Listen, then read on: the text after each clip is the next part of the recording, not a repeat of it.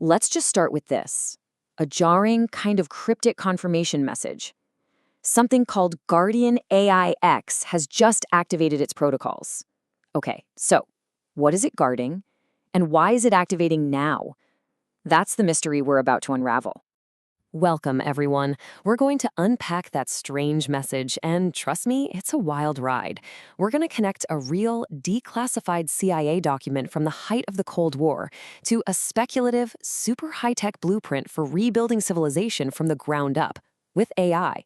It's a journey from a secret so dangerous it had to be buried to a solution so radical it's hard to imagine. All right, so where does this all begin? Well, the first piece of our puzzle is a very strange book from the 1960s. It's called The Adam and Eve Story. And while it wasn't exactly a bestseller, it definitely caught the attention of some very, very powerful people. And this is where it gets weird, because this wasn't some spy manual or a report on Soviet missile capabilities. No, this was a book about geology and ancient myths. Yet, for some reason, the CIA felt this book was so sensitive, so dangerous, that they classified it, hiding huge chunks of it from the public for decades. I mean, that's the big question that just hangs in the air, right? What on earth could be written in a geology book that would make it a threat to national security? So, you go and look up the actual declassified documents, and you get nothing. The official reason for why they hid it is still a mystery. But the timing, that tells you everything. This all went down at the absolute peak of the Cold War, a time of insane paranoia and tension. And that little clue suggests that whatever was in this book wasn't a military secret, but maybe a threat to society itself. So what was it? What was this big, dangerous idea? Well, it had nothing to do with politics or war. It had to do with the planet we're standing on and a theory of destruction on a scale that is just unimaginable. Okay, so the core idea of the book is something called crustal displacement. The theory goes that the entire solid shell of the Earth, the crust, can literally break loose from the molten core and just slip. And we're not talking slowly, over millions of years like plate tectonics. We're talking violently, in a matter of hours. It's like a complete planetary reset button. Now, if that sounds bad, wait till you hear the consequence. If the Earth's crust suddenly shifts or just stops, the atmosphere doesn't. Thanks to inertia, all that air keeps moving at the planet's original speed. And at the equator, that creates a planet-scouring wind moving faster than the speed of sound. We're talking total, absolute annihilation. Now, we absolutely have to hit the pause button here and talk about the established science. This theory goes directly against everything we know about modern geophysics. Mainstream science says the crust moves at a few centimeters a year, not in a single afternoon. A sudden 90-degree shift like this would pretty much violate fundamental laws of physics, like the conservation of angular momentum. So scientifically speaking, it's way out on the fringe. Which, of course, brings us right back to our big question. If the science is so questionable, then why would the CIA ever care? This is where the whole story pivots, away from a physical threat to a strategic and informational one. The argument laid out in the source material is that the real danger wasn't the event happening.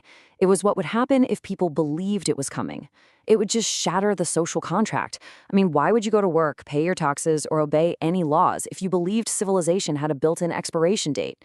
It could trigger instant anarchy, a total financial collapse, mass panic, the whole shebang. And that's the key. The information itself was the real weapon. The theory didn't even have to be true. The simple idea of it could be enough to dismantle society by destroying that one foundational belief we all rely on, that our world is stable and tomorrow will be pretty much like today. But the story doesn't end there with a doomsday scenario. Oh no. The second half of this material explores this fascinating thought experiment, asking, what if somebody actually took this threat seriously? And it lays out this incredibly detailed, speculative solution, a complete blueprint for surviving the cataclysm and rebooting all of human civilization with the help of a very, very special AI. And this concept is called the Nexus AI Administration System. You can think of it as a conceptual response to that threat from the Adam and Eve story. It's a massive thought experiment in how you would design a system to not just survive, but to build back better. So the plan breaks down into 3 core missions. First, you gotta stabilize the atmosphere. Second, you recover all of humanity's lost knowledge and genetic biodiversity from secure archives. And third, you activate a brand new scalable energy source to power the whole reboot. So basically, restore life support, preserve our collective memory, and turn the lights back on. But this leads to the ultimate challenge, right? The classic sci-fi dilemma. To manage a global reboot, you would need an incredibly powerful AI. But giving an AI that much control is exactly how you end up with Skynet. So, how do you build an AI savior without accidentally building an AI tyrant? The answer is called the Anti-Skynet Protocol, and it is brutally, brilliantly simple. The Nexus AI is hard-coded with one unbreakable rule. It can never, ever accumulate more than 49% of the system's total power or computational authority. By the law of its own code, humans always retain the majority share. Okay, so the AI threat is contained. Now the blueprint can shift to designing the new society.